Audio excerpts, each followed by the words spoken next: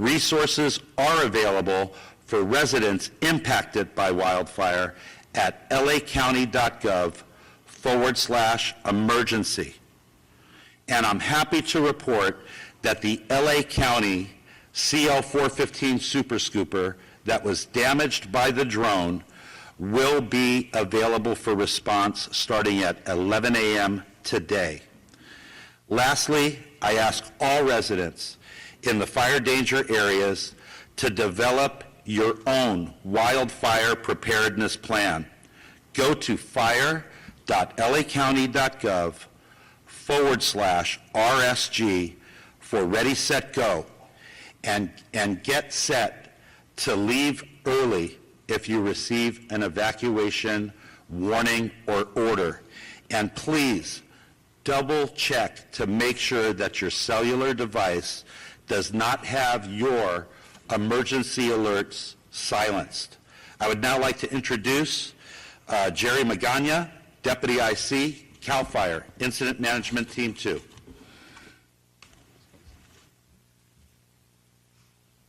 Thank you, Chief. Good morning. My name is Jerry Magana, representing the incident management teams for the Palisades and Eaton Fire. I just wanted to once again thank the partners and cooperators for all of their continued teamwork with these incidents. We couldn't do it without each other and without the support of the community. As mentioned, for both fires, I just wanted to continue to stress the fact that it is important that the public stay informed on the process and what is happening each day on these incidents. With all of the press briefings that are given, a ton of information is being put out there. Just please make sure that you are aware of the information for your impacted area.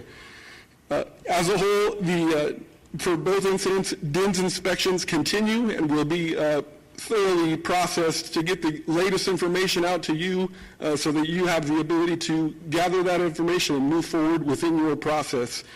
USAR operations continue for both incidents, and we will continue to update our cooperators and partners with the latest and greatest information. And today you'll also be hearing about the disaster recovery centers that are being opened. More details to follow, but we just wanted to make sure that you as the public are getting all the information that you need to move forward in the process, and that all of us up here on this stage are working together for you to get you the information that you need. Please stay patient with our process. We will get you in as soon as we can. Thank you. Chief Crowley. Yeah, Chief Crowley. Well, good morning, everyone. Kristen Crowley, Los Angeles City Fire Department Fire Chief. Mayor Batts and I recently conducted an aerial survey of the impacted areas. Our focus was on evaluating the size, the scope, and the complexity of these fires to gain a full understanding of its total impact on our communities. This assessment was essential as we begin planning and prioritizing resources and support needed to make sure that we can facilitate in the recovery efforts here and now. Our goal is to address both the immediate challenges and the long-term needs of those infected by these devastating events. Yesterday, I also had the opportunity to meet with our international partners from Mexico to express our heartfelt gratitude for their assistance. The outpouring of support from both near and far, I tell you, is absolutely remarkable. I also had the opportunity just to take a moment to talk with people, and I cannot tell you how many times everybody has been asking about our firefighters and our first responders, and they're asking, how are they holding up? I visited our field resources, the Emergency Operations Center, our Department Operations Center, and I tell you, our firefighters and first responders are standing strong. They hold their heads up high, and they will continue to work hard for you. Thank you for your care and concern, and I tell you, our thoughts and prayers holistically are with everybody that has been impacted by these fires. I will now provide just a brief update on the Palisades fire. This fire is now at 23,713 acres with 17% containment, with 5,200 personnel that are assigned to the incident. Firefighters will continue to work tirelessly throughout the day to increase containment lines, prevent further spread, and address any flare-ups. The Hearst fire, 799 acres at 97% contained. Now, to all of those who have lost so much and to those who still have not returned to your homes, know that everybody involved in this incident in the Los Angeles region is focused on you. I want to express my heartfelt gratitude to the community that has given so much back to those impacted as well as to our LAFD. And thank you to the LAFD Foundation that provides vital equipment and funds critical. They fund critical programs, tools, and equipment to help the LAFD save lives and protect property. You heard Chief Maroney say it already, but I think it's very, very important that I reiterate these points. Life-threatening and destructive and widespread winds are already here. For this significant wind event, we are taking an aggressive lean-forward posture, and the LAFD has staffed all available resources, strategically placing fire patrols and engines high fire risk areas in the city. We are carefully managing our operations to ensure that we can quickly respond to any new fires in addition to the increased call volume across the city of Los Angeles. I urge, and everybody here urges you to remain alert as danger has not yet passed. Please follow all evacuation warnings and orders without delay and prioritize your safety. Thank you. I would like now to introduce our next speaker, Los Angeles County Sheriff Luna. Good morning, and thank you, Chief. Our Los Angeles County Sheriff's Department personnel deployment stands at approximately 1,300 this morning. And again, remember, we are working different incidences throughout the county, primarily the Palisades fire for the county portion of it, and then the Eaton fire as well. Many of our deputies haven't had days off. They're on 12-hour shifts, so I really appreciate all their work and their time away from their family. We have approximately 234 officers from the California Highway Patrol. Sean DeRee, the commissioner of the CHP, was kind enough to give us more bodies as of yesterday.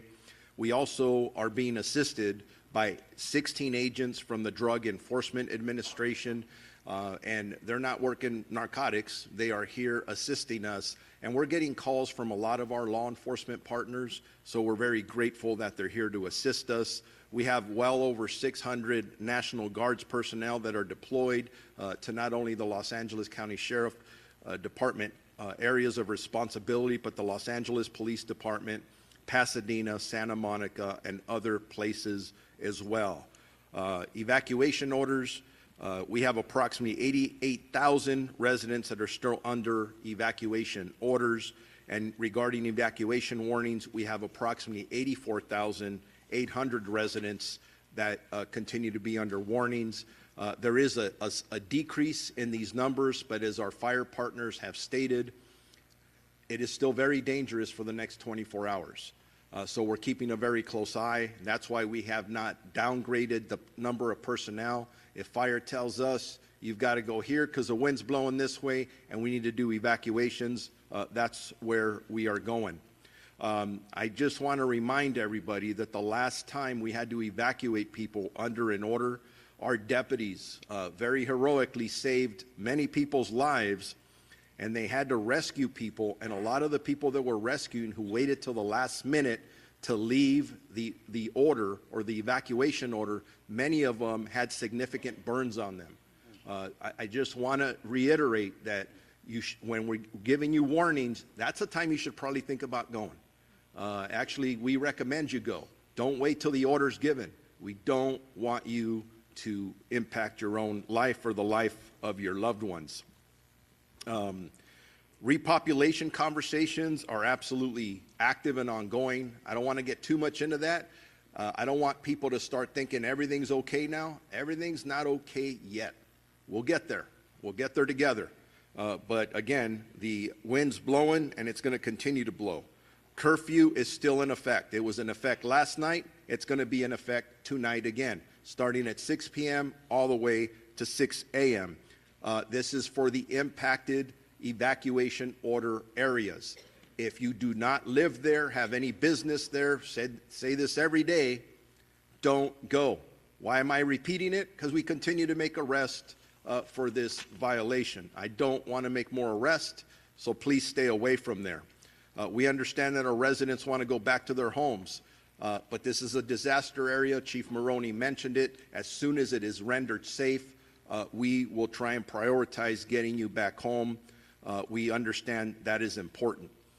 Regarding arrest, we had a few more arrests overnight.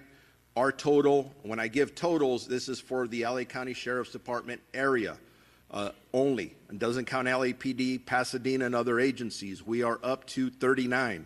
That's 33 in the Eaton Fire area and 6 in the Palisades area. Eaton, we have 9 curfew arrests and 2 for drone incidences. Please do not fly drones in these impacted areas. And 11 were for burglary in that Eaton area. For Palisades, we have 6 arrests, 3 for curfew, and 3 for burglary. Last night's total arrest, 1 arrest for curfew violation and carrying a loaded weapon. Again, I'm repeating this, and it keeps on happening. If you are carrying narcotics and a gun, you shouldn't do it anyways. You shouldn't absolutely go into these evacuation order areas where there's a curfew with those items, because you are likely going to get arrested by our deputies. They're being very proactive, and you're going to get arrested. Blue collar versus white collar crimes. You've heard it over and over. We're not just looking for burglars and looters committing crimes on the street, but we're also focused on anybody who's involved in any kind of scam. Whether you're asking for donations for pets or whatever you think you're doing to make money off of the poor people who've been involved, we're telling you, don't do it. If you think you're a victim of this, notify us immediately. Moving on, search and rescue operations. Based on our grid searches, this is information that when we concluded last night with our search and rescue teams, we have searched approximately 3,654 properties in the Altadena area thus far. Yesterday, we searched 1,800 properties in Eaton. And we also have been working with teams that are coming in to work on the Palisades to begin searching for remains as well. So this operation continues. It's active, not easy work. And the good news was that no other remains were found yesterday. Hopefully that happens again today. We don't want the death toll to continue to go up. So the death toll stands at 21 for the sheriff's areas. Does not include LAPD or Pasadena. That is a total of 16 in Eaton and 5 in the Palisades. We are actively working 24 missing person cases, 18 in the Eaton area, 6 in the Malibu area, all adults. As I conclude, to get any updated information, lacounty.gov for emergencies. That is updating on evacuation orders, evacuation warnings, road closures, and for all of our community members who desperately want to get back into their houses, as we back off of orders into warnings, look at that website. That'll give you the most updated information. And donations, Emergency Network Los Angeles. I continue to be absolutely amazed with our community. All the positives, they want to donate, they want to help, that's where you go. Thank you very much, and I'm introducing the Los Angeles Police Chief, Jim McDonald. Oh, before you come up, just one quick thing, because I'm being asked this question. If a lot of you are concerned seeing police cars up and down our freeways and their lights and siren on, don't let that alarm you.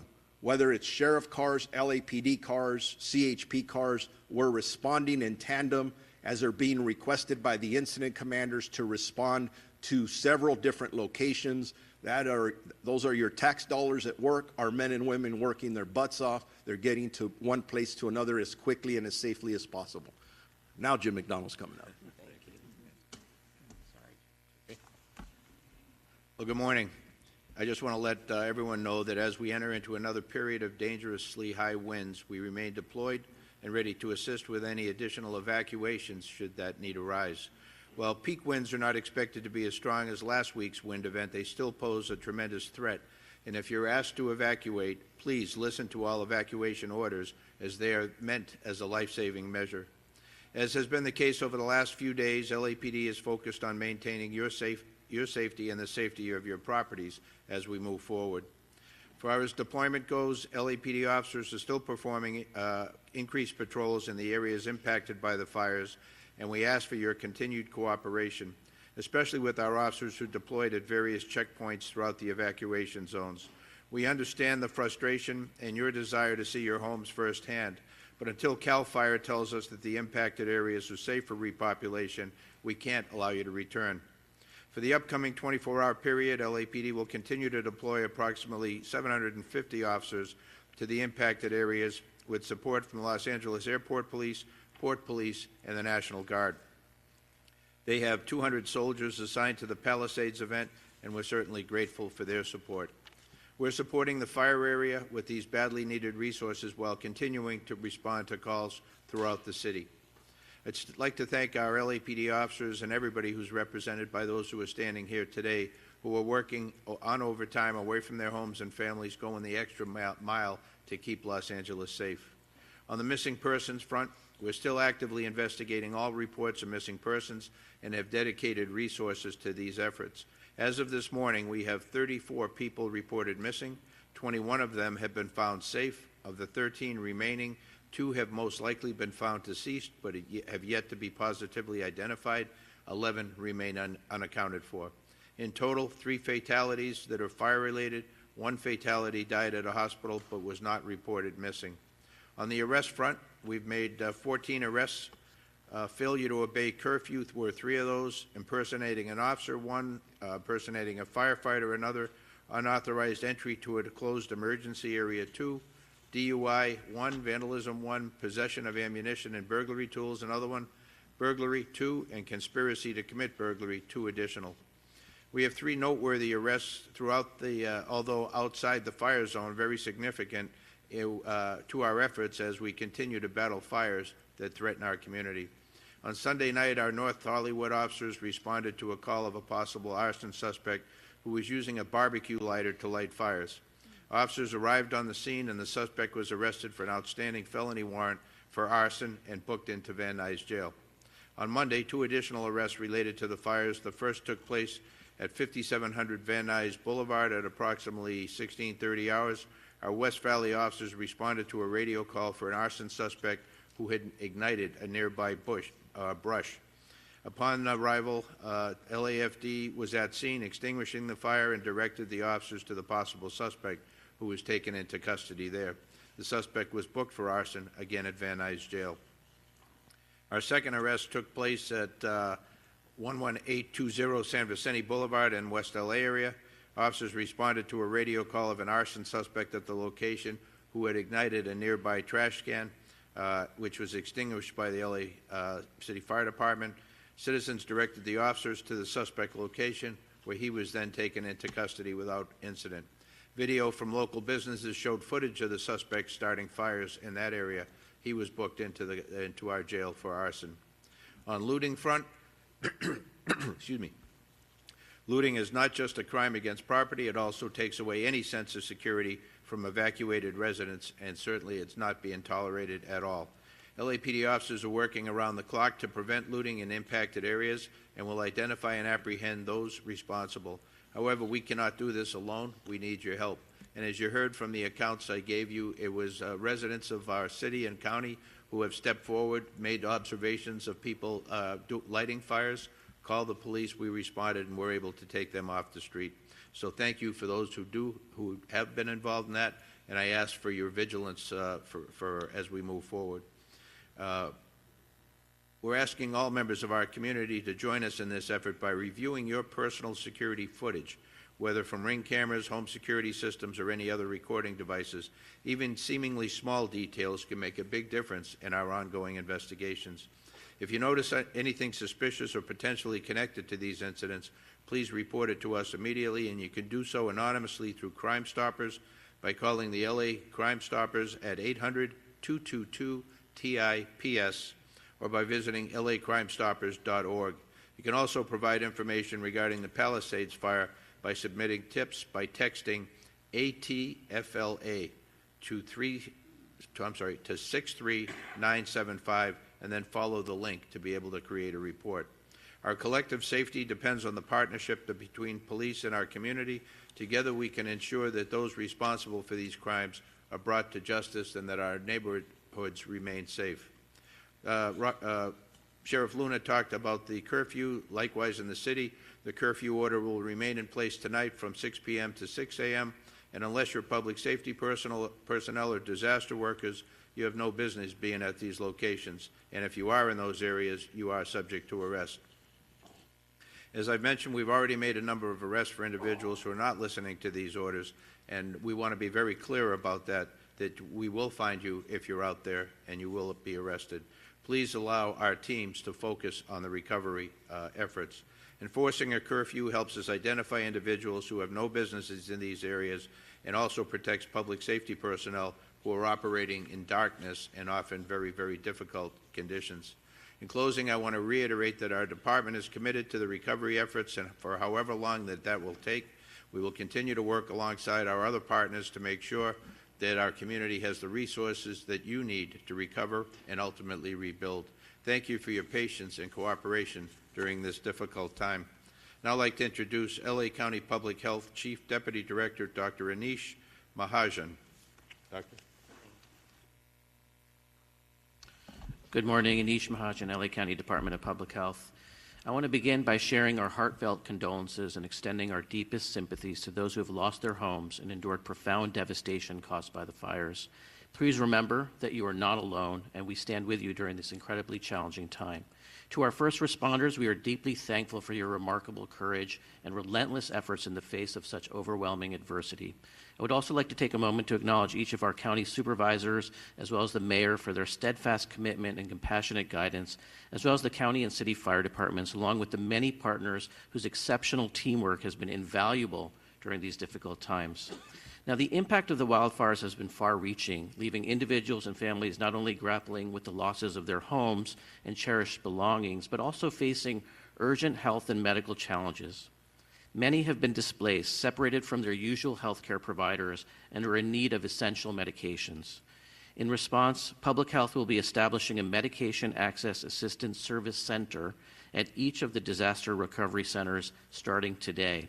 There will be 4 to 5 nurses and 1 physician from each site from Public Health, along with a paramedic team from EMS.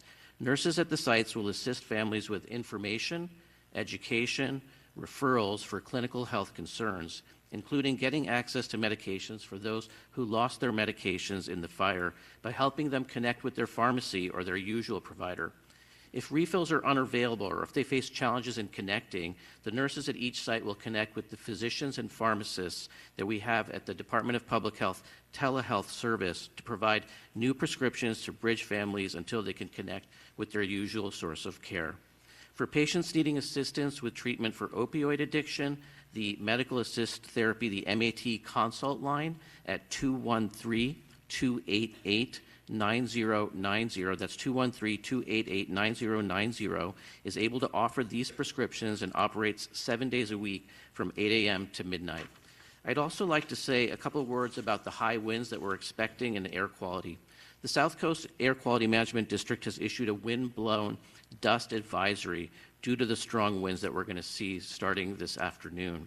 High winds may disperse the ashes from the Palisades, Eaton, and other fire burn scars. Wind-blown ash from burned structures may contain higher air toxic levels. If you see the ash, take precautions to reduce your exposure. If you're in the area that's impacted by the ash, you should wear proper respiratory masks, such as an N95 or a P100 mask, to help protect you. These masks are specifically designed to reduce the exposure to harmful fine particles found in the ash and smoke, which can penetrate deep into your lungs and cause serious health problems. And remember, ash is not just dirt, it's hazardous fine dust that can irritate or harm your respiratory system and other parts of your body where it lands. Also note that cloth masks, medical masks like the regular blue ones, bandanas, they do not provide adequate protection against ash and fine particles. They're not designed to filter out these hazardous materials. You really need to wear an N95 or a P100 if you're seeing the ash in your area to protect yourself. In closing, I want to once again express our deepest gratitude to the first responders who've shown incredible bravery and dedication during this crisis. Their tireless efforts are nothing short of heroic, and we're deeply thankful for their service. At Public Health, we remain committed to providing support to all those who are affected by this tragedy, whether through guidance, resources, or community collaboration. We're with you during these challenging times. Thank you. Next, I'd like to introduce LA County Board of Supervisors Chair Catherine Barger.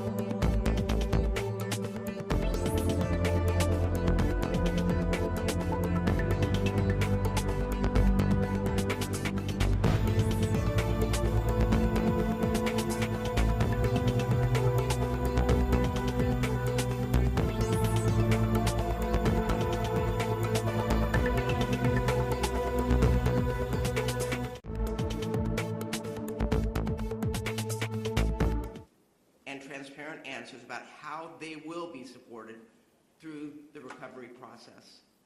I want to thank Bob Fenton, FEMA Administrator for Region 9, for being here today. I thank you for speaking to my constituents so they can plan the way forward. I also want to make sure survivors know disaster resource centers open today. Disaster resource centers are staffed by local, state, and federal officials who are there to help those impacted by these fires. The East Side location is Pasadena City College Community Education Center, located at 3035 East Foothill Boulevard in Pasadena. The West Side location is UCLA Research Park West, 10850 West Pico Boulevard in Los Angeles. Both locations will be open from 1 p.m. to 8 p.m. today, and then starting tomorrow morning and moving forward, they will open from 9 a.m. to 8 p.m. Details can be found at recovery.lacounty.gov. With that, I'd like to turn it over to LA City Mayor Karen Bass. Thank you very much, Supervisor Barger. Let me just say that yesterday, as the chief mentioned, we did an aerial tour. And I was able to see, it's one thing to see it on television. It's another thing to see it from air. The massive, massive destruction is unimaginable until you actually see it. So I think of the families, I think of the community members that have experienced that, and I just have to say that we are going to continue to stand with you. But while we're preparing for the next couple of days, we also want to move into the time when we prepare for moving forward and rebuilding, but making sure that we can get people's lives back in whole. I have to say that when the aerial tour was finished, and I had an opportunity to speak to the firefighters, including our chief, firefighters who've been on the job for 25, 30 years, to say to me that in their entire careers, they have never seen destruction like this. They have never seen wind so fierce.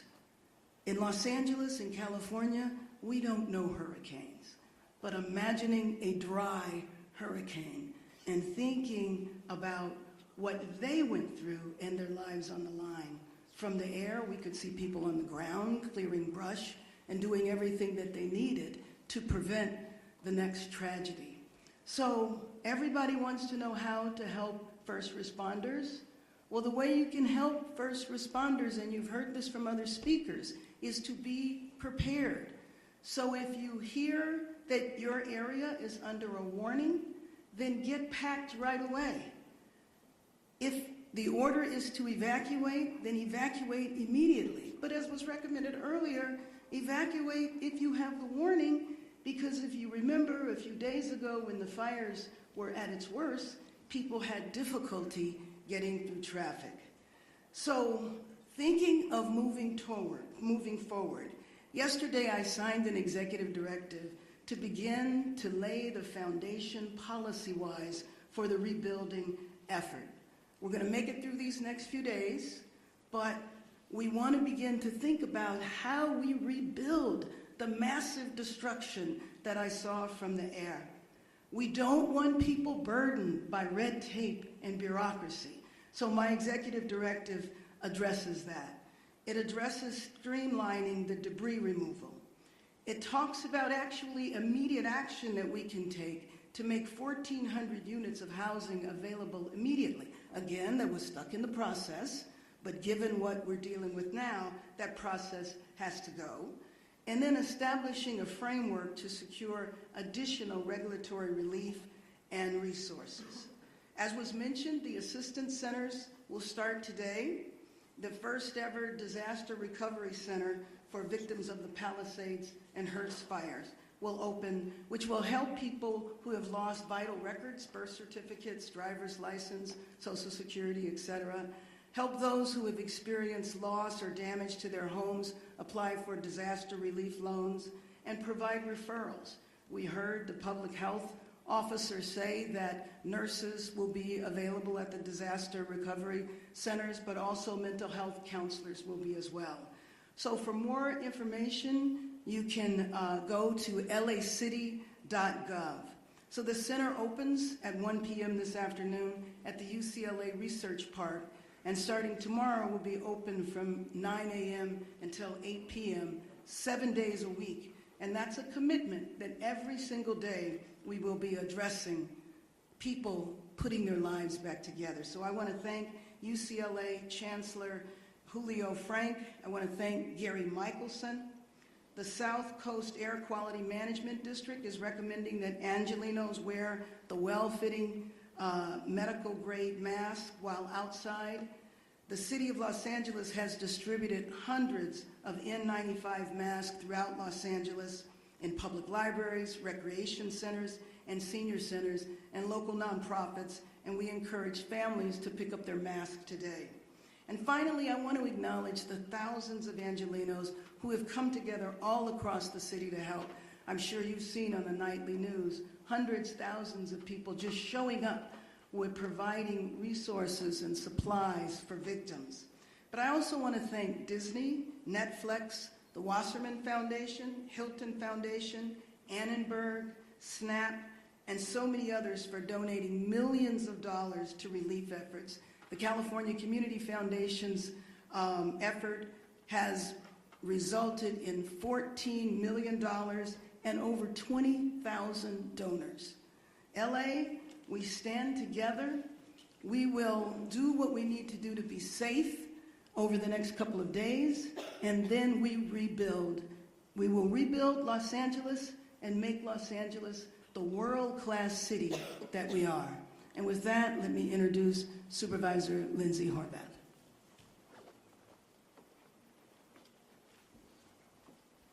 Thank you very much. As you heard, the Palisades fire updates include 5,100 personnel in the Palisades alone. We are giving this fire everything we've got. This is a particularly dangerous situation from now through tomorrow. The strongest winds will be this evening, and we ask everyone to get prepared now to evacuate. The libraries in Los Angeles County have FEMA staff available until 5 p.m. to provide assistance. If you have received a denial on the FEMA website, do not get discouraged. Come to one of these locations in person to get help. Our disaster recovery centers, as you have heard, are open from 1 to 8 p.m. today at UCLA Research Park West and Pasadena City College as well. LA Department of Public Health is providing medication access assistance at the disaster recovery centers starting today for those who lost medication in the fires. All Santa Monica, Malibu Unified School District schools, Malibu schools will remain closed. All Santa Monica campuses will be open today. I've been in touch with Santa Monica Mayor Lana Negretti this morning, and she is closely monitoring the situation. Topanga Post Office has been relocated to Santa Monica Post Office. Residents can pick up their mail at 1653 7th Street. For more recovery information, go to recovery.lacounty.gov, which is launched and making improvements, adding resources each and every day to provide the assistance you need and deserve. With regard to power and public health updates, over 20,000 households are facing power outages due to public safety power shutoffs. Please take this moment now to charge your phones, your batteries and devices to make sure you have backup. We'll work to restore cellular access, but know you may be without power. Please plan ahead. Tune in to radio given some of the power outages that we're predicting. Please use your resources. It is unlikely that power will be restored in the Topanga area during the red flag conditions, so please be prepared. Los Angeles County Department of Public Health is providing N95 masks at all LA County libraries. Do not drink water warnings for Waterworks District 29. Please know that bottled water is being distributed at Malibu Equestrian Park. Do not drink water warning for 90272 zip code and the area north of San Vicente. Bottled water is being distributed for this region at the Westwood Recreation Center and adjacent to the Brentwood Country Club. Our LA County emergency proclamation will be ratified at our board meeting later today. This cuts red tape for the county to provide resources as well as to receive state and federal assistance. It prevents price gouging. This includes on rent and housing options, which we know have been impacting people's ability to have shelter. It also includes other ways people are taking advantage of this disaster, and these will not be tolerated. This proclamation also declares a local health emergency to ensure continuity of critical health services and ensures continuity of education for our displaced students. It also creates opportunities to secure financial support and resources for those impacted. To stay informed about the emergency, you can go to emergency.lacounty.gov for the latest updates. And I want to echo the gratitude for all those who are on the front lines, as well as their families who are supporting them, waiting for that call. We are giving them all of the support that we have to ensure they come home safely. We are grateful to the volunteers who are showing up, as well as for the additional proclamation by our Governor, Gavin Newsom, expanding a special session to provide $1 billion to augment the FEMA response, as well as $1.5 billion to bolster state preparedness efforts. We are in constant communication with the White House, Congress, and our state legislature. All levels of government are aligned to support our community members. We especially appreciate FEMA being on the ground to provide assistance, and together we will rebuild. Next up, FEMA Administrator Region 9, Robert Fenton Jr. Well, thank you. Just first like to talk about some of the actions that we're doing to support LA County, LA City, and all the communities impacted. Our first area is focusing on the response and making sure that all the resources are here that are needed to support the firefighting and ensuring that we're reimbursing all the costs incurred with that effort at 100% as the President directed. The second area we're focused on is really helping those individuals that have been impacted by this fire, and that's where I want to focus my comments in the discussion today. FEMA's assistance is now available for individuals and households impacted by the fires within the LA County area. FEMA has expedited delivery of serious needs assistance. We've already had over 40,000 applications and provided over $8 million. The serious needs assistance is a one-time payment program to help survivors cover costs such as water, food, infant formula, gas, etc., that you may have had since having to be evacuated for the fire. Other forms of FEMA assistance include help with transportation costs, medical bills, personal property, and even, unfortunately for some, funeral costs. FEMA will also help with temporary housing, which includes rental assistance, hotel rooms, and other resources, home repairs, and displacement assistance. I encourage every head of household to apply to FEMA assistance. Not every member of the family has to apply, just the head of the household. And if you're renters, where there's multiple renters for a property, as long as you're each on are renters, you can each apply individually. If you have been evacuated and received damages from this fire, go ahead and register at the disasterassistance.gov website. You can call us at 1-800-621-3362, or you can use the FEMA app to register. If you are affected by the fires and have insurance, you should contact your insurance company and file a claim first before coming to FEMA. After you receive your settlement, contact FEMA if you have unmet needs. You need to submit your insurance documentation to receive any FEMA assistance beyond the serious needs assistance if you were insured. FEMA assistance is not a substitute for insurance and cannot cover all the losses caused by disaster. FEMA assistance is intended to really cover your basic needs and help jumpstart the recovery process. Thankfully, to recent legislation, now changes have occurred that allow FEMA to assist those that are underinsured.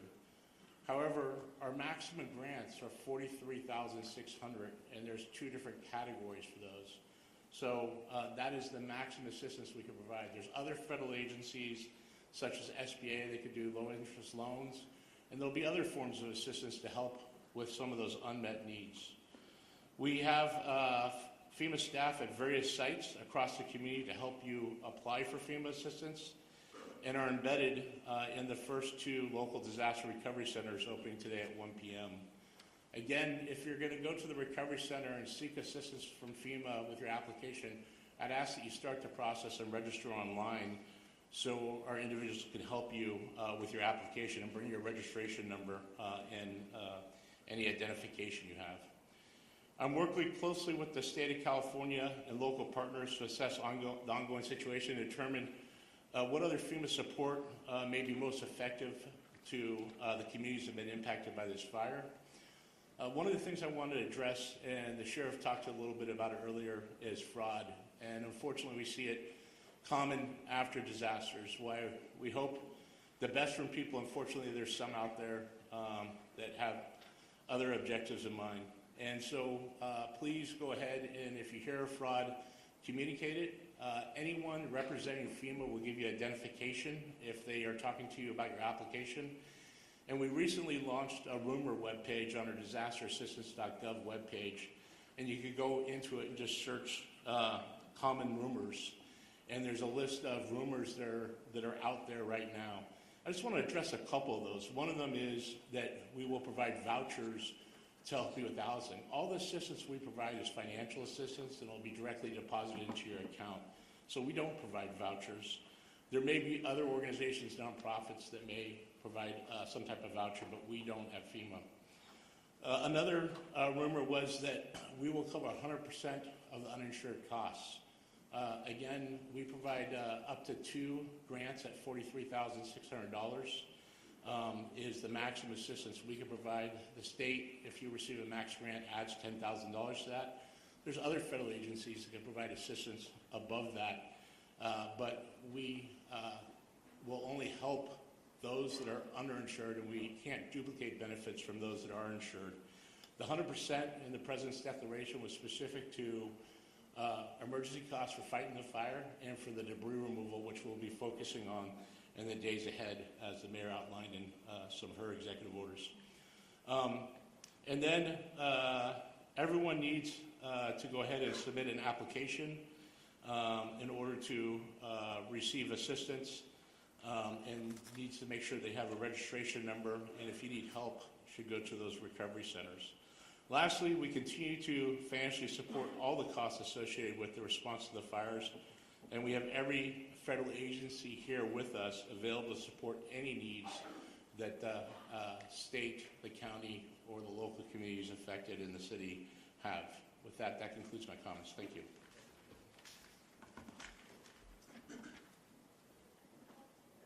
Thank you, and Chair Catherine Barger thanks the following elected officials for being here today, showing up and showing their support.